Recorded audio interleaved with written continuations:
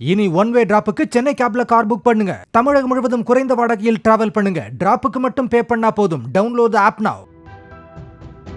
தமிழகத்தில் முதலீடுகளை ஈர்ப்பதில் சென்னை, கோவை, தூத்துக்குடி, நெல்லை நகரங்கள்தான் முன்னணியில் உள்ளன. தென்கடைசியில் உள்ள தூத்துக்குடியில் பிரம்மாண்ட தொழிற்சாலைகள் உள்ளன.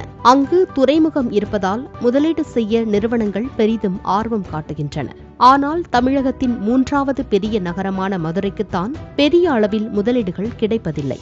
அதோடு பெரிய நிறுவனங்கள் இங்கு அலுவலகங்களோ அல்லது தொழிற்சாலைகளோ அமைக்க முன்வருவதில்லை. சொல்லப்போனால் மதுரை என்ற பிரம்மாண்ட நகரம் முதலீடுக்கு லாயக்கே இல்லை என்கிற ரீதியில்தான் நிறுவனங்கள் பார்க்கின்றன.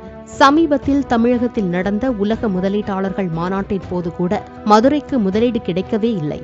சென்னை தவிர நெல்லை, தூத்துக்குடி மாவட்டங்கள்தான் முதலீட்டை தட்டிச் சென்றன. கடந்த 2000ஆம் ஆண்டுக்கு பிறகு மதுரையின் வளர்ச்சி அப்படியே நின்று போனது என்றும், மதுரைக்காரர்கள் வேலை தேடி சென்னை, கோவை, பெங்களூரு நகரங்களுக்கு செல்வதாகவும் பலரும் சமூக வலைதளங்களில் குமுறி வருகின்றனர். இந்நிலையில் நகரங்களே வேண்டாம் என்று தென்காசியில் போய் செட்டிலாகிவிட்ட ஜோஹோ நிறுவனர் ஸ்ரீதர் வேம்பு மதுரைக்கு புதிய உற்சாகத்தை கொடுத்துள்ளார். இங்கு கப்பலூரில் தனது புதிய அலுவலகத்தை திறந்துள்ளார்.